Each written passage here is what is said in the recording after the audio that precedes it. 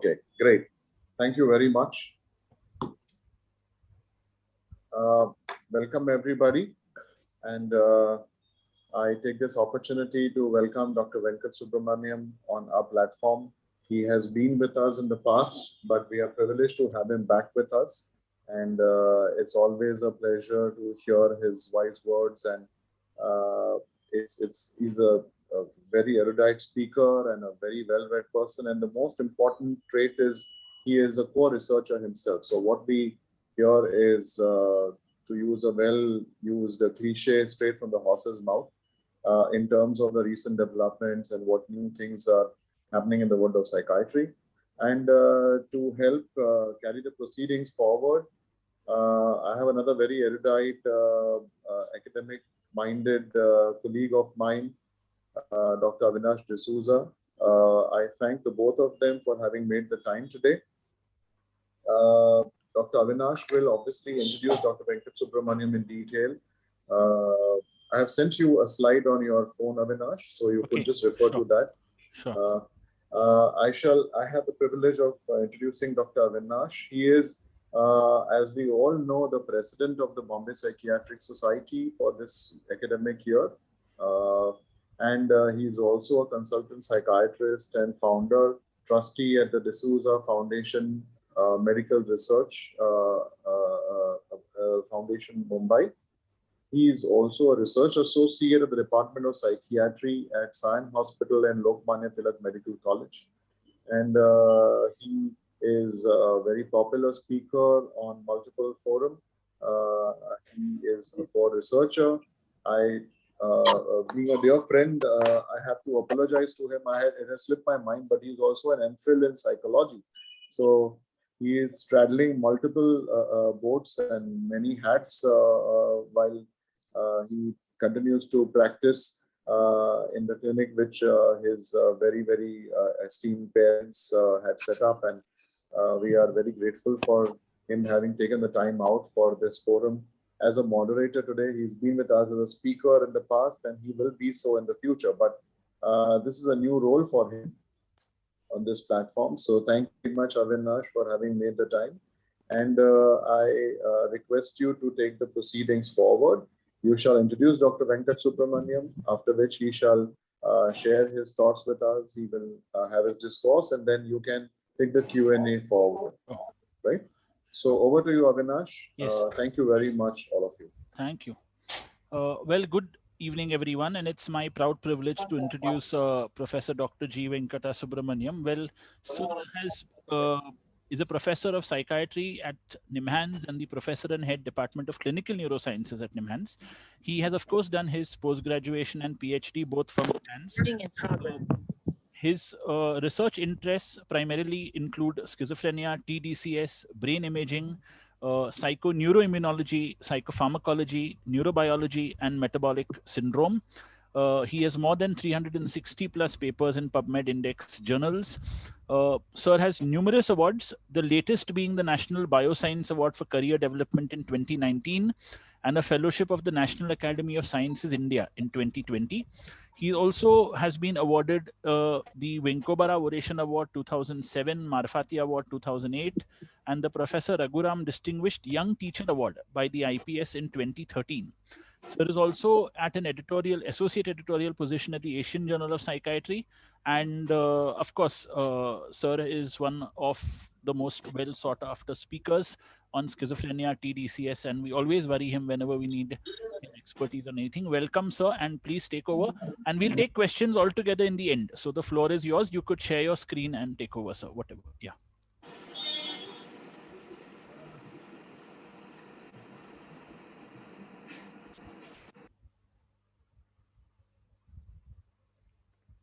So you'll have to unmute yourself. Yeah.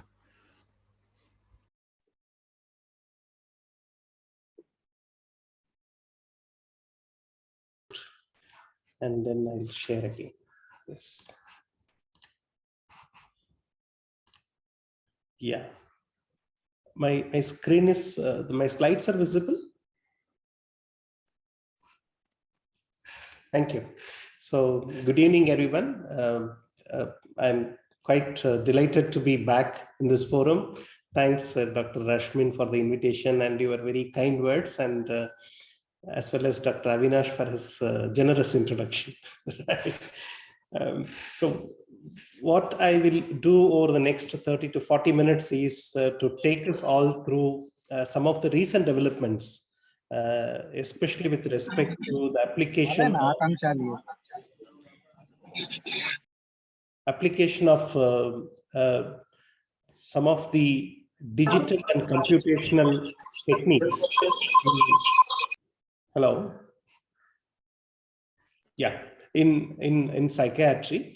And I will look at specifically on this computational psychiatry and how it can inform in understanding the psychiatric disorders, as well as how it can potentially shape the future clinical approach and practice.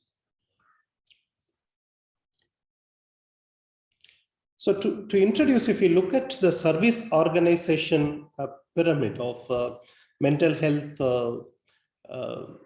services, we can see that the most costly services are the least frequently needed, whereas the most needed services can be provided at relatively low cost. So there are several levels of services which are available, starting from self-care, informal community care, primary care, mental health services, so on and so forth.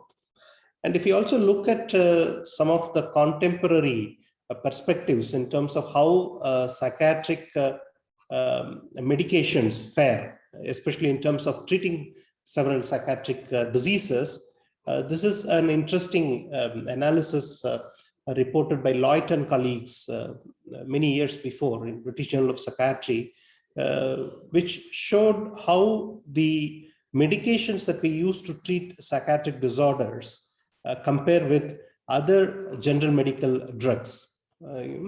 There were some general medical drugs with clearly higher effect sizes than the psychotropic agents, but what we could also clearly see is a substantial proportion of the psychiatric drugs were not less efficacious than other drugs that is used to treat medical diseases.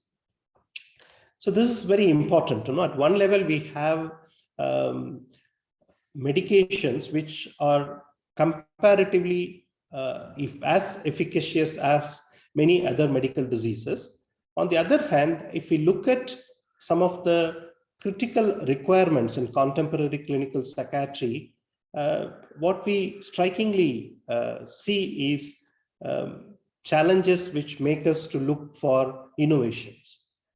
First and foremost, if I may have to say, is the lack of laboratory tests to assist in diagnostic assessment, which perhaps in most other medical specialties, lab test-based assessment is a standard component in the clinical workup. The second important challenge is existing definitions of mental disorders are based exclusively on subjective signs, and as well as the patient-reported symptoms, which of course we know can be influenced by recall, error, and misinterpretation. While laboratory tests have distinct potential advantages, especially being more objective so that the subjective influences are minimal. And if you look at the contemporary classificatory systems, though one of the goals of DSM-5 was to make the diagnosis system more based on the underlying pathophysiology, unfortunately, we have not made significant progress to develop any laboratory tests or biomarkers that can be seen as sufficiently sensitive and specific to warrant such investigations as a part of diagnostic criteria. So this is a critical challenge which we have to address. To answer such challenges, we know that the RDoC project has been there, which is the initiative by the National Institute of Mental Health from the United States of America, where the proposal is these research domain criteria, or the RDoC, is expected to promote research that can validate dimensions defined by neurobiology and behavioral measures, which perhaps cut across diagnostic or disorder categories. Perhaps such approaches may help us to refine the future revisions of the diagnostic system. So RDoC inspired insight into the relationship between biological processes and psychiatric symptoms might allow for the incorporation into psychiatry, perhaps in future, a clinically useful and diagnostically specific biomarkers. And to facilitate the incorporation of such measures, the DSM revision process is moving from a perspective to another. That is, the perspective is the one which permits updates only at fixed intervals to more continued update basis. So this is the kind of development that is happening. And if we look at such developments that are happening with respect to the nosology as well as the biological research in psychiatry, in parallel, if you look at the paradigms in science, an interesting and a very impactful development has happened in terms of what is called as the fourth paradigm. Before we dwell into fourth paradigm, if one wants to summarize the key paradigmatic approaches in science, we look at an empirical paradigm which dates millennia before, where the approach has been predominantly describing the observation, which then moved on to a theoretical paradigm, which perhaps existed over the past centuries, in which models and concepts were constructed to explain the genesis of the observations.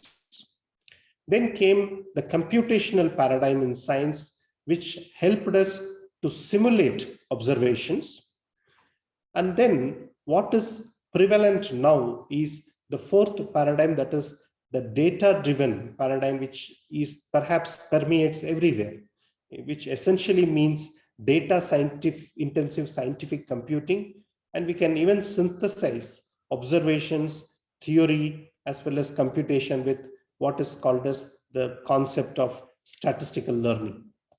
So what I intend to do in this talk is to try and understand how some of these advances in these data-driven computational neuroscience and computational psychiatry approaches has helped us to gain some very important insights, and how it can perhaps lead us to optimize the practice as well as the advancements in psychiatry in the times to come. So this is the overarching picture of the digital psychiatry, in the sense how several of the digital phenotyping may help us to span the entire gamut from the preclinical illness to clinically recognized illness, in which there is a possibility to use some of the technologies to map several aspects of a person's behavior, which actually can range from genetic to molecular, cellular, neural circuits, physiology, behavior, and even self-report. So this is where there is a kind of a merger between the RDoC units and the technology-enabled sensing, which is being combined with several of the clinical manifestations in terms of trying to understand at one level biologically valid phenotypes, which can be called as biotypes and several other terms. Biotype is one approach. And similarly, these approaches can also help us perhaps to choose medication on an informed basis, as well as perhaps we might be able to even predict the occurrence of, say, a particular side effect, or the nature of the clinical improvement that is likely to happen in the future, so on and so forth. Equally important is these parameters and the kind of approach can also help us to understand the genesis of psychiatric disorders. And this is where the future of psychiatry from the perspectives of the technology and the digital psychiatry is perhaps will go in future, in terms of liaison with people across multiple specialties. There are stakeholders with multiple levels and multiple backgrounds. So that is where we are going in towards the future. Now, before I get into the focus specifically on the computational psychiatry within this whole gamut of digital psychiatry, I wish to give a task to our participants. I'm going to show a couple of slides in which I request the participants, perhaps they can unmute and tell us what is the country that they see in the slides. Can somebody attempt to find out the country that is being portrayed in this map?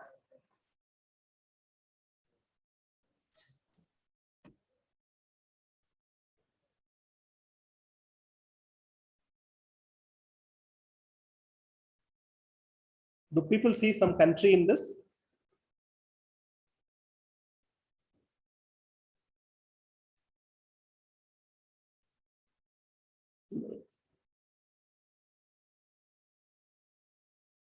Hello.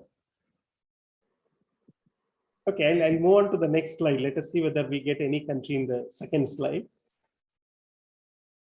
Can we identify from this map any country?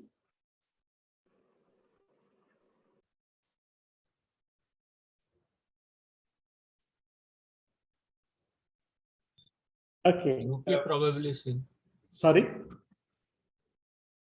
UK, something like. Okay, probably, yeah. Fine. So I will revisit, I will revisit the slide in some time. Okay. Yeah, thanks for venturing. Yeah, we'll come back to this, right? Yes. Okay. I will put these two slides in perspective as we go along. Now, getting into some of the basics, the origin of the digital techniques as well as some of the computational approaches in psychiatry perhaps has originated from this biological psychiatry, which in many ways is a simple and compelling idea. The idea is essentially from the notion that the brain is the organ that generates, sustains, and supports mental function, and modern psychiatry seeks the biological basis of mental illness. This approach has been a primary driver behind the development of generations of several types of psychotropic medications.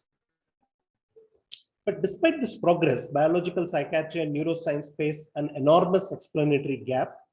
This gap represents a lack of appropriate intermediate levels of description that bind ideas articulated at the molecular level to those expressed at the level of descriptive clinical entities such as schizophrenia, depression, or anxiety. So this has been a major lacunae, especially because there has been insufficient understanding of human cognition and cognitive phenotypes to provide a bridge between the molecular and phenomenological perspectives. So such lacunae get reflected in questions and concerns regarding the classification of psychiatric diseases, which in turn interferes with the development of translational approaches. Now, this is where some of the digital technological innovations become important. One important component of it is the computational psychiatry. So what is computational psychiatry? Computational psychiatry is a heterogeneous field which is at the intersection of computational neuroscience and psychiatry. And this incorporates methods from diverse fields ranging from psychiatry, psychology, neuroscience, behavioral economics, machine learning, computation. So through all these kinds of integration, computational psychiatry focuses on building mathematical models of neural or cognitive phenomena that are considered to be relevant for psychiatric diseases. And such models span a wide range from biologically detailed models of neurons or networks to abstract models that describe high-level cognitive abilities of an organism. So psychiatric diseases within the perspectives of computational psychiatry are conceptualized either as an extreme of normal function or as a consequence of alterations in parts of the model. So this particular field of computational psychiatry uses formal models of brain function to characterize the mechanisms of psychopathology through integrated application of several of these specialties. And within the context, what we have are neuromodulatory system, which are essentially systems of neurons that project to broad regions of target neural tissue, which modulate subsequent neural response to in those regions. So neuromodulatory system typically have cell body situated in different parts of the brain, and they are also subserved by several neurotransmitter systems. The reason they are called as neuromodulatory is because their impact is typically much longer lasting than what we expect from fast synaptic effect, which are mediated by the immediate changes in the glutamate and several other neurochemicals.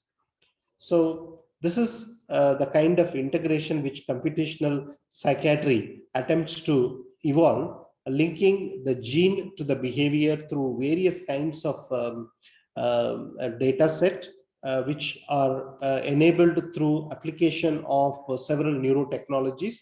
And by an integrated application of several of these specialties, computational psychiatry aims to create certain models. So these are some of the important components of this field, which involves data mining, biophysical modeling, computational modeling, and then computational phenotyping. So this concept of computational psychiatry is seen as a bridge that can merge neuroscience to clinic. And it has two important approaches. One is the theory-driven model that mathematically specifies mechanistically interpretable relationship between variables, or it could be data-driven, which are theoretically agnostic, and these are data analysis intensive method using machine learning. So this is the kind of overarching paradigm that is put forth, where we have a theory-driven model, as well as we have a data-driven model. Now, so I will just go back to the slide that I put some time before, and requested us to see if there are any countries in the map. So this is the slide which I put, and we were looking for countries. And if our mind wants to look for something, maybe with difficulty, we might be able to get something which may or may not be there. But if we are looking for something with a prior expectation, we may miss out on what is actually there. If you see what has been there in that slide, it is actually the face of a cow. I just flipped it. Now, once we are looking for a cow, the face of a cow, we will be able to see that. So even if it is not highlighted, so now we are able to see the reflected version of it, or flipped version of it. It basically brings us to this concept of predictive coding and how it can explain psychosis as a computational model. So this is one example I thought I will discuss to illustrate how some of these advances are helpful. At one level, I will be discussing on a theoretical application. At the other level, on some of the practical application in terms of diagnostic classification as well as therapeutic implication. So central to the concept of this predictive coding is the understanding that the brain is a Bayesian system. In this concept, Bayesian brain is conceptualized as a probability machine that constantly makes predictions about the world and then updates them based on what it senses. So in this way, the brains can be considered prediction machines that use information from previous experiences. For instance, in the slides that I've shown, the previous experience could be the kind of priming that we get either from the memory or from some other source. and to predict future events in terms of predicting what is there available from the stimulus that we see in the environment. And this kind of prediction is essentially made to reduce uncertainty, which is important for survival. So predictive coding is a proposed mechanism of processing in the Bayesian brain. For instance, if you want to read this sentence very fast, we would read Jack and Jill went up the hill. Whereas if you have to read this sentence, the last event was cancelled. But if you look carefully, both the sentences, this is the word which I read as went in the first sentence, event in the second sentence. But if you look at the fine prints of this word in both, it could be interpreted depending upon what the context that preceded when we are about to read that word. So essentially, this kind of priming is which makes our brain to expect and through that predict. So this is the central aspect of the concept of predictive coding. So predictive coding is essentially a theory of cognition in which the brain is constantly generating and updating a model of sensory input. It is based on a simple but powerful idea that instead of representing the input directly, it is often preferable to represent the prediction error. That is what we expect and what is the sensory input, which is called as the prediction error. So here, this is how the whole concept comes up. If you look at the whole way in which I tried reading it up, the expectation I had as I started reading the sentence, Jack and Jill, the next one I expect went. So this is interpreted by my brain as even, went, whereas in the second sentence, it was primed towards something different, that is even. So this is basically the expectation, how it actually has a top-down influence on interpreting what is the input. The important application of such predictive coding models is that as we see in this particular slide, in terms of genesis of psychosis, there are very impactful studies that have been conducted through which we are now able to propose certain models how the origins of psychosis could be explained by predictive errors at one level. And very importantly, these prediction errors are linked with abnormalities in glutamatergic system as well as dopaminergic system. So this is where it becomes more interesting in terms of its application in understanding the genesis of symptoms of psychosis. So what is shown here are some of the predictions which occur because of the heightened state of intense scrutiny that generally happens during the prodromal phase, which will tune our brain in a very different way, so that we tend to misinterpret. If we have to have the symptoms of psychosis, the prodromal heightened emotionally very, very vulnerable state will make us to interpret things in a different way, which is influenced and predicted by our brain state. So in this context, I want to describe this concept of corollary discharge and how is it important and helpful in understanding the symptoms of schizophrenia. Corollary discharge, it refers to a mechanism of suppression of sensory consequences of self-generated action. This actually serves to distinguish between self and non-self, and it is considered as the basis through which we discriminate and ascribe origins of action. For instance, as I keep talking, if my brain listens to the voice of mine, it will interfere me from generating a continued and meaningful discourse. So there is a system which has been evolved over the course of evolution where the consequences of self-generated actions are suppressed. So whichever is non-suppressed is not self. So that is the basis with which the corollary discharge could be linked with differentiating self versus non-self. The neuroscientific basis could be summarized in this schema. For instance, in the context of motor action, say for instance, I want to move my hand.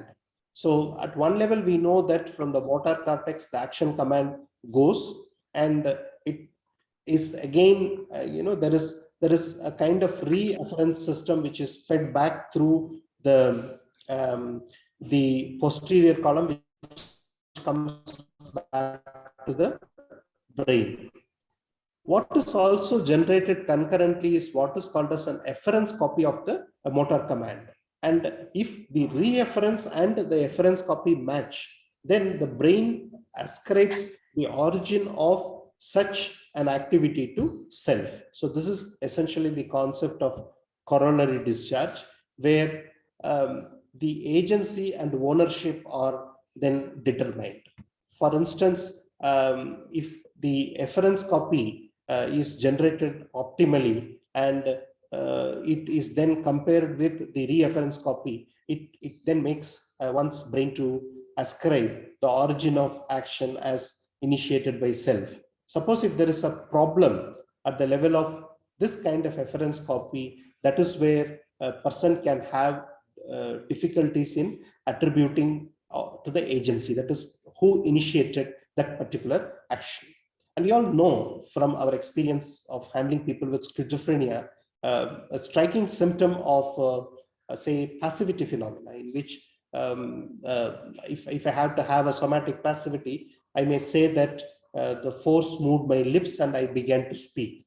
Here, I acknowledge it is my own lip which is speaking, but the origin, that is the agency of the action, is where I make a mistake, and it is conceptualized to be linked with the efference copy related abnormalities. Now, these kinds of models can be examined with the relatively simpler neurophysiological experiments. For instance, during vocalization, efference copy of the motor plan is generated, and this efference produces a corollary discharge. When the expected sensation matches the actual sensation, the auditory cortex's perception is suppressed. So what we see here is something called as N100 or N1 waveform. Like if my EEG is recorded as I keep talking, my auditory cortex will have this red kind of trace. On the other hand, if I'm made to listen what I have spoken with the same stimulus, it will evoke a different kind of N100 waveform. Here, the stimulus is generated from a loudspeaker, which is, my brain will then infer it is not coming out of self, though but for the modality of delivery of the stimulus, everything else will be the same. It is my own voice, which is spoken with a red trace. Whereas if my own voice is recorded and replayed, it will give the N100 waveform. So these are some of the mechanisms through which brain differentiates self from not self. So during talking, the N1 to the speech sound is suppressed relative to N1 to the same sound during listening. So this applies to even covert subvocalization. So here becomes the important clinical application with respect to schizophrenia. We know that people with schizophrenia who have hallucination have been shown to have subvocalization, perhaps due to deficits in this corollary discharge mechanism. These subvocalization, which generally accompanies thinking and thought process, are misinterpreted as voices which are generated from elsewhere. And this has been elegantly demonstrated by several set of studies in which there is a deficient N100 in people with schizophrenia, So, and that is linked with corollary discharge deficit. And such deficient corollary discharge drives the generation as well as maintenance of prediction about sensory events. And this can be linked with the Bayesian brain approach. And we were able to replicate some of these findings, which are seen in, which are reported from studies done in several other countries in terms of coronary discharge deficit and schizophrenia. And very importantly, when we used transcranial direct current stimulation to treat people with auditory hallucination, the coronary discharge deficits got corrected, especially in those patients that showed clinical improvement. What we see here in the slide is an open label observation of such an improvement. And later we were able to demonstrate the same in a randomized double-blind sham controlled study. And I just want to emphasize one other important clinical aspect. This is, we know that one of the cognitive behavioral intervention to treat hallucination will be like if the person sings a song, then the hallucinations are likely to reduce, which also matches nicely with the sub-vocalization theory of hallucinations, which again ties nicely with the coronary discharge deficits. So this is the kind of example with which some of the theoretically driven models can help in understanding the genesis of a symptom, say for instance hallucination. Also, this can help us to understand the mechanistic basis of certain therapeutic interventions like transcranial direct current stimulation. Now moving on to the final part of my presentation, which is the data-driven approach. That is where the application of several data science and related technological advances become important. And this is an excellent overview. It was published in Nature Human Behavior sometime before, which touches upon all dimensions which a data science can impact, especially in the context of mental health research and service delivery. We know that brain is a complex system of networks with about 100 billion neurons. And these neurons are connected by 100 trillion synapses. And what is important to note is this complex connection has to be packed within a volume of 1.5 liters. So that makes it even more and more challenging. So this is where the concept of connectome is gaining lot attention, in which the brain is conceptualized as a comprehensive map of neural connections. Brain connectome is essentially a matrix representation which will display all possible pairwise anatomical connection between neural elements of the brain. So once we have this kind of conceptualization, it has actually helped in application of several mathematical and conceptual development which can be used to understand the complex network science, as well as it also can help in the evolution of technologies for measuring the nervous systems. So beyond these kinds of connectome approach, there is also this dynome approach in which the connectome is seen across time. Say for instance, the correlation matrices between different voxels of the brain over the course of time can vary, and such a mapping is called as dynamic functional connectome. So these are some of the technological advances that are helpful to understand the brain as a complex network and psychiatric disorders as aberrations of these networks. A related application is the role of big data in psychiatry. Now we have reached a stage where we could actually gather data from a huge number of patients and comparative population of controls, and it can perhaps help us to understand through the evaluation of big data some of the significant neurobiological abnormalities. What I have shown in this particular slide is one such application in obsessive compulsive disorder, where we have been part of a large consortium in which we contributed data from the OCD clinic of NIMHANS. As you all know, the OCD clinic is headed by Professor Reddy, and we have been doing some neuroimaging work examining the patients at NIMHANS, and we merged this data with the the one from the rest of the world.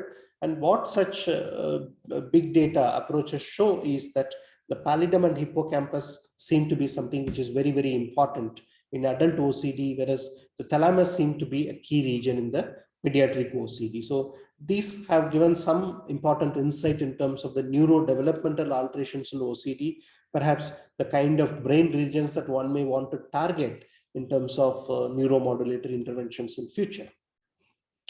So such big data analysis have also made us to understand some specific cortical deficit pattern which are seen in OCD, especially the role of parietal cortex. So these are some of the relatively novel insights that have been established in the context of obsessive compulsive disorder through the help of big data analysis. Coming to the last illustration of such data science-based approaches is what is called as data science informed neurobiology and intervention, in which we have been using resting state functional MRI data of untreated schizophrenia patient and comparing them with the healthy population, where some of these automated classification algorithm could help us to identify patient with as much 87% accuracy. So these are some of the upcoming illustrations through which these digital technology based approaches can help in a diagnostic classification. And also such application of the digital technologies can help in personalizing the treatment. The schema illustrated here is the step for personalized neuromodulation. So what we did in this research is that the pipeline which was published by the Huang and colleagues, we used the same kind of processing pipeline to understand the basis for differential improvement between two patients. That is, one patient who showed near total improvement in auditory hallucinations with TDCS, whereas the other who did not show any improvement, any change at all. So this is following the standard TDCS protocol of 5 days of twice daily 20-minute session. And what we found in this kind of computational neuromodeling is the current peaking as evaluated by the simulation in the responder was on the temporoparietal junction, whereas in the non-responder it was much at a different region. Perhaps such applications, if we are able to do it before starting the treatment, basically getting the brain MRI and then simulating the electrical field, perhaps this can help us to change the montage placement of the TDCS electrodes. And such informed and personalized approach has the potential to optimize the treatment outcome. So this is something which we are working now to see how the data science based application can help in refining the treatment modalities through conglomeration of several types of research techniques. Before I conclude, I just want to summarize whether while at one level these avenues seem quite interesting and they are no doubt good opportunities, but these opportunities also are associated with significant challenges. If you have to apply the data science across multiple dimensions, and of course at one level we have powerful theoretical paradigms which can help us to shift between hypothesis driven data mining to data driven discovery, and then we can kind of merge both of them together.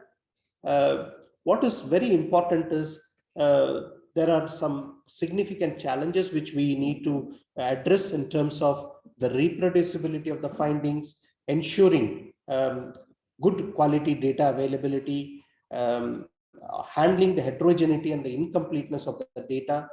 And also we need longitudinal data to do what I would say more robust analysis in terms of looking at how the disease course evolves, and which also throws open challenges related to data management, because once the data becomes huge, the managing the data becomes a big challenge. And we also need to address several of the confounding factors that may influence these findings. So this is the kind of approach that the data science offers, but we need to look at combining data from multiple types of disorders, and then see how some of the dimensions which are biologically derived may help to cross-cut these groups of people with clinically different diagnosis, and see whether such approaches has any meaningful impact on the clinical management and outcome prediction. So this is how the conceptualization and future proposals of digital technologies and data science based approaches have been put forth, and this is where things may go, but there are also likely to be unintended consequences which we have to be aware of. There could be a potential to where our skills may get reduced, and there is an intrinsic uncertainty in medicine which also applies to psychiatry. So we need to balance that with how we can apply some of the more definitive technologies. And also currently, if you look at most of these algorithms, especially the ones that are used in machine learning, they're largely black box kind of approaches, and we need to make them more transparent. So what the computer-based approaches needs is a physician, and we probably have to look at a healthy merge of humanism and artificial intelligence. And these two cultures, that is the computers and physicians, must work together. Especially because if the brain were so simple, we could understand it, we would be so simple we couldn't. So since our brains are quite complex, we have to have more complex approaches to uncover the mysteries. So with this, I will stop and summarize the key points I wanted to communicate. I just touched upon the increasing influence of digital psychiatry across the spectrum, from the prodrome to the established disease, where the technologies can help us to understand and analyze gene to behavior. One important paradigm in that context is computational psychiatry, which has both theory-driven as well as the data-driven approaches. In the theory-driven, I gave the illustration of the predictive coding and coronary discharge, and how it can help in understanding the genesis of hallucination, and how it can also help to understand some of the mechanistic basis of interventions like TDCS. And then I went into some of the data-driven approaches in terms of the connectome, dynome, and then the applications of big data, and then some of the work that we have been doing through application of some of these techniques, and then concluded with some of the opportunities and challenges in this field. And what we need is a healthy blend of machine and mind-based approach. So with this, I will stop and thank the team of experts from various fields who work with me in the lab here, and they do all the difficult work, and I do the easy part of talking about it. And I thank you again, Dr. Rashmin and Dr. Avinash, for this opportunity. I look forward to have some interactions. Thank you. Well, I would request people, if they have questions, they could type it in the chat box. We're only 30 of us, so if you feel you want to unmute and ask a question, you're welcome. But so that it doesn't cause commotion, you could type it in the chat box.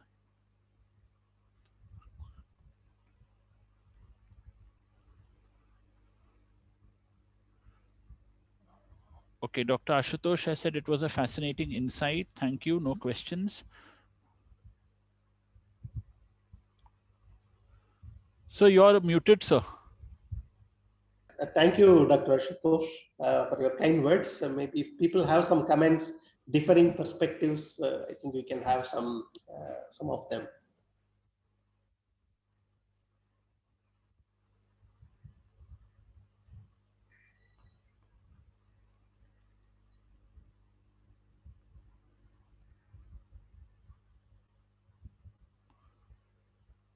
The domain is a new one. Yes, it is a new one, I think, for all of us.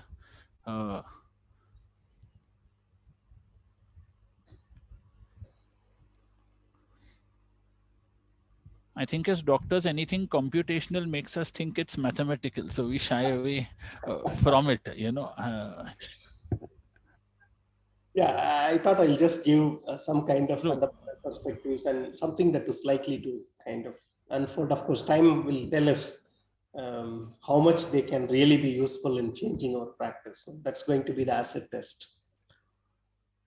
Dr. Prakamya Singhal has asked that my question is regarding the corollary discharge theory for delusion. It focuses on discriminating between self and the non-self. But does it also explain the abnormality in the content of delusion, that is a bizarre content or unreasonable content? Right, right. I think that's a profound question. In the sense, if you look at the concept of corollary discharge, it perhaps is associated with one component of the phenomenology, that is the form. Depending upon different brain region it affects, some of the phenomenology may have the experience of hallucination. Certain other could be a delusion, right? So, but if we move on to the content of it, that is influenced by what is profound in terms of the impact on the person, in terms of what has happened in the past or what has been happening in the immediate present. So that will have a lot of personalization. And if we want to try and understand the basis for bizarreness, perhaps it is linked to the disorganization in the thought process, which can be connected with or which can be linked with the disconnectivity. In the sense, more and more literature suggests at one level we have these kinds of corollary discharge deficits and several other neurobiological abnormalities. But the overarching abnormality in a disorder like psychosis is the profound disconnectivity, which precludes the brain of that person to deliver a coherent thought process. So some of the bizarreness could be just associated with the kind of disjointedness of different pieces of information the person is providing. And if we actually sit and go through it in detail and see it from the view of the person who has the experiences, to an extent we might be able to make sense out of the bizarreness, but we may still differ on the plausibility of the thought process. So basically I was trying to emphasize the form and content. These mathematical models will help us to understand the form to a great extent, whereas the content is what which makes it human and very, very person specific. Dr. Anargya has asked whether there's any book which can be recommended for TDCS protocols. Right. And actually there is an excellent book which is edited by Dr. Colin Liu and Dr. Michael Nishi. This is a book, the title of the book itself is, it has transcranial, I think direct current or electrical stimulation. It is a Springer publication book. And yeah, this is a book which I would recommend if one want to access this book. If you get into Google and type Nishi and Liu, and then book and TDCS, you will get it. It was published very recently, I think somewhere in 2019 or early 20. Okay. Thank you, sir. Dr. Rashid Gauri, of course, has said it was pleasurable to listen to insights from you. Dr. Joyita Diodar has a question. Ma'am, can you unmute yourself? Yeah. Yes, hi. Thank you, Dr. Venkat Subramaniam. Always a pleasure to listen to you. So there is a lot of advances happening in other areas of medicine with machine-based learning and AI-based learning, and especially sort of in oncology. But the main crux of this is radiology and pathology, and we are sort of not there yet. But it's interesting about the data-driven models. And then, so whatever we set up now will come into fruition sort of many years later. And I am just thinking about our country as a context, and what we do have is lots and lots and lots and lots of patients. So when we have that, suppose if we standardize something, and then people have to, all professionals have that data entered in a particular format, and then wouldn't that be something that can translate to a bigger thing which we can all do? Meaning, I know that you are in a coveted institute and you are doing all the research, and most of the research that is happening in translational medicine is in very extremely sort of tertiary, quaternary institutes. But the patients are going to be in the community, the patients are going to be in the community, and all of us are going to see so many different people. So I'm just thinking, since you are in a position, would you be able to sort of initiate something like that, and the rest of us who are in the country can chip in on that? Yeah, thanks for those very important comments, madam.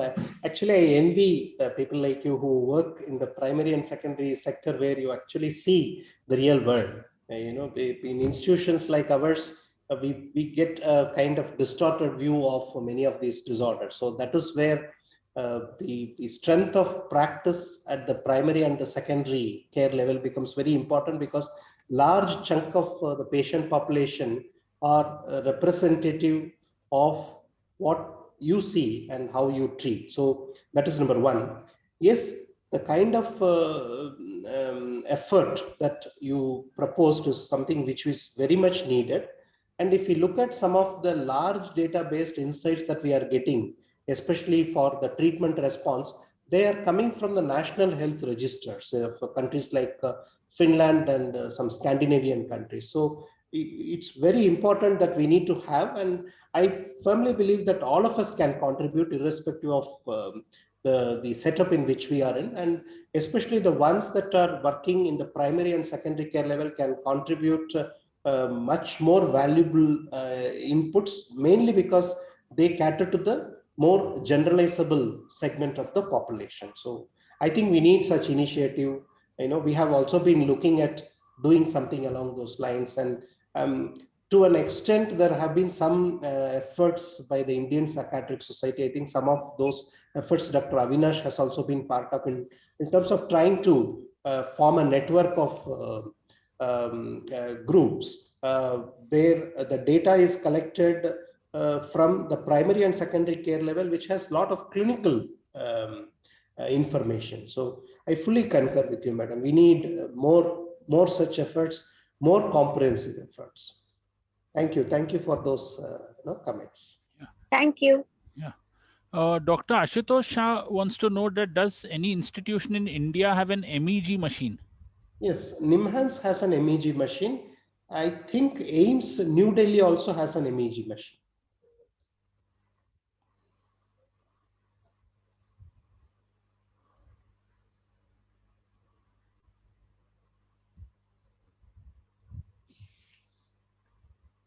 Yeah, Dr. Ashwin would like to ask a question, I think. Thank you. At the outset, of course, brilliant as expected. I have a couple of questions, particularly in the context of AI-based learning. One of the most famous examples of the AI model for understanding how illnesses evolve and even diagnosis is probably what Sundar Pichai very popularly put across on the platform in terms of the study of diabetic retinopathy and the big data that was used to be able to actually come up with tools to actually just scan any random patient, and big data and AI learning would guide the clinicians to be able to diagnose the diabetic retinopathy. Of course, that was a preliminary thing, and that was almost 2 years back now. But do you think we could have similar models in psychiatry for aiding diagnosis. For example, the diagnostic systems are evolving, and we started with DSM-3 in my PG days, and now we moved to 4 and 4R and 5, and the ICD is morphing as well. So we are constantly trying to play catch up. But again, very often, like you rightly pointed out in your talk, these diagnostics classifications are more descriptive rather than scientific. And so in that sense, like you said, RDoc is a brilliant tool, and I think probably that is the way it should be implemented. But that is where perhaps humans are a little behind the computation system. So do you think we can probably see a system where you will have AI with diagnosis in psychiatry? That's my thought and question to you as well. And the other question that I had for you was in terms of being able to put in some kind of a database from across the country. So can we possibly have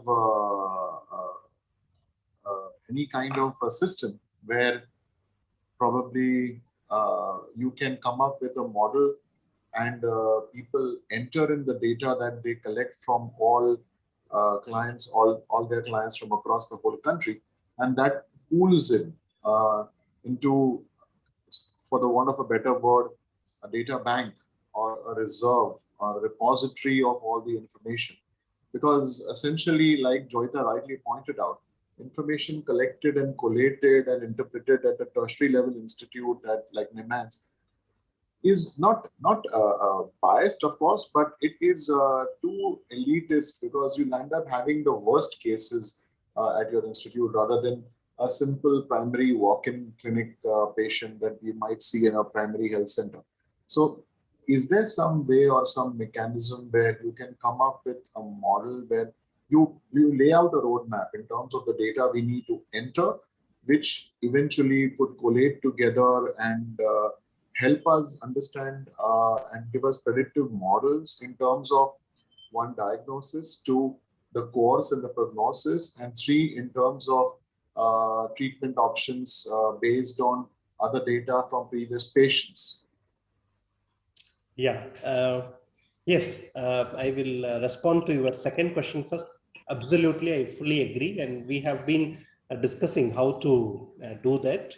And maybe in times to come, we will come up with some way and we'll reach out to people, and it will be a great collaboration and a participation, which will be bi-directional. And also, I fully concur with your view that the studies that we do from institutes like ours perhaps may help us to understand some of the mechanistic basis, may throw some lights on potential neurobiological abnormalities, but we can never be sure whether these are generalizable to the larger population. So given that it is very important, we need to have the efforts that you highlighted. It's very important.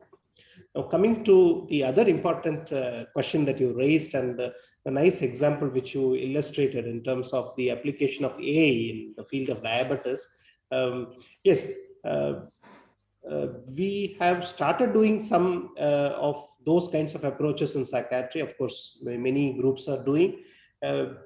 Interestingly, the retinal imaging is becoming a very interesting tool, to evaluate. Now we have started studies in psychosis. My colleague, Dr. Naren, is doing those studies. The hope is, since this retina is one area where we can look at the brain live at a much more tangible kind of opportunity. So whether those retinal imaging patterns can be combined with, say, it could be some other parameters. It could be EEG based parameters, or it could be some kind of the emotional arousal, which is picked up by a galvanic skin response. And it could be kind of combined with some analysis of the speech sample, which will help us to understand the way in which the thought is organized, how sentences are kind of connected. So such multi-level approach might help us to kind of facilitate an objective approach towards making the clinical diagnosis. But I think in my view, it is still many steps away. But what might be a low hanging fruit will be to use some of these technologies and collect data, which may at least help us to make a prognostication or a prediction about a specific type of response. So that is something which I think may be a low hanging fruit. And that is perhaps one effort which we can kind of do as a collaborative venture, where several things that you mentioned in terms of clinical variables can be linked with, say, if a retinal image can be captured, at least in few centers to begin with, or it could be something like a speech sample which can actually be de-identified, and only the parameters that are of interest could be taken in. So there are ways to do it using the artificial intelligence and the data science approaches. So that is what I foresee, sir. And like maybe these applications in the next 5 or 10 years may help us to an extent prognosticate using some objective markers, but still complex. We need more and more work. Whereas in terms of computers replacing psychiatrists to make a diagnosis, it's still many steps away. I still think there is a lot of complexity in the brain and a lot of personalization which gets ingrained into each of our brains. So as somebody asked a very profound question, why some people develop a specific bizarre content in the delusion, whereas others don't, that kind of personalized understanding is going to be a big challenge. Thank you. Well, are there any other questions? We have maybe our last few minutes before which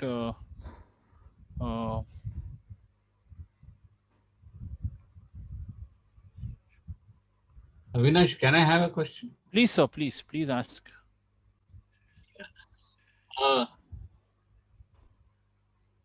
Fantastic lecture. Thank you, sir. What I see is, will it change the entire teaching learning program? Whether we will be creating new versions of psychiatrists and older previous versions will be outdated. No, I don't think so. We have to continue to learn from the experiences of the older generations, the teachers, because I think the personalization of psychiatry is something which cannot be kind of replaced by any of these techniques. So we need to have the personalized approach, and the experience derived learning is something which will help us a long way to implement that in our care delivery. Having said that, perhaps some of these advances might help us to complement those experience and the evidence-based knowledge with some kind of objectivity to the extent possible. It can clarify some of the treatment approaches. It can make the approach more informed, but to make the approach personalized, we need a blend of the traditional schools, which should be kind of merged in a healthy way with these kinds of modern approaches. It's basically a merging of the mind and the machine, which I try to put it in my last slide. But thanks again for making me to emphasize that again, sir. No, I'll extend it further. Yeah. What we see commonly is the newer generation of doctors which we are producing lack in clinical skills. They depend more on investigations. Yes. Instead of palpating the abdomen, they just straight away go to USG. Yeah, I think that de-skilling is a major worry, which should not happen. So. Yeah. Well, I think thank you very much. Thank you, sir. That's all we have time for. And I would like to thank Dr. Venkat for an excellent presentation. And of course, thank you to Rashmin and the entire PG program for having me here as a moderator. I think over to you, Rashmin, for the last words. Yeah. Thank you very much, Avinash. It was very kind of you for you to have taken the time out and spared us the opportunity to moderate this session. And as usual, you are very, very lucid in the way you went about conducting the whole program. And of course, Dr. Venkat Subramaniam, his genius, his brilliance lies in the research he does, but his genius probably lies in the way he manages to extrapolate from that clinical research, from the intricacies of the way the brain circuits and the brain mechanisms work, and somehow extrapolate it to clinical applications, which we probably commoners can relate to. So it's really brilliant, and it was a delightful session. And we are very, very grateful to you, sir, to have spared us the time and taken this opportunity to enlighten us with the kind of research that you do at NIMHANS and how we can continue to engage and entertain our scientific temperament when we have an association with people like you. Otherwise, we probably would simply perish with our 25-year-old fishes psychopathology books, and that would probably be the beginning and the end of our academic exercises. So you keep us on our toes and you keep us updated with regards to the latest in the world of neuropsychiatry. So we are very grateful for you to have taken the time out, and we look forward to having you back on this platform in the future as well. And of course, a big thanks to all the audience who took the time out, many of the senior faculty as well, who have consistently been here with us to support us and to encourage us and to make us believe that we're probably doing something meaningful for everybody. So thank you all, and thank you all the postgraduate students for being a part of this. And of course, it would be remiss on my part to not thank Sun Pharma for having supported us consistently through this entire journey of ours. So thank you once again, and I bid all of you farewell and wish you a pleasant evening ahead. Thank you so much for your time. Thank you. Thank you. Bye. Thank you, Dr. Rashmi. Thank you. Thank you very much. Thank you. Bye.